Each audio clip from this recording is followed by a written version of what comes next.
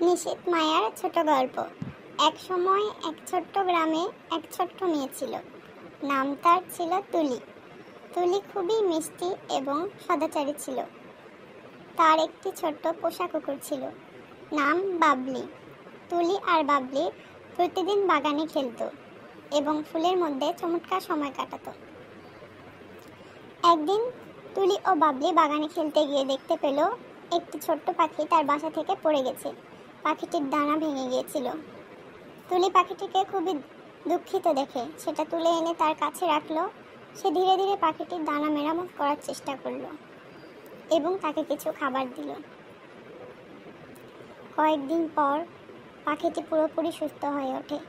তুলি ও বাবলি পাখিটিতে পুরোনায় আকাশে উঠতে দেখতে পেল।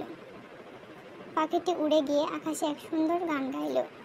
তুলি জানলো যে তার ভালোবাসা ও যত্নের জন্য পাখিটি আবার আনন্দ ফিরে পেয়েছে।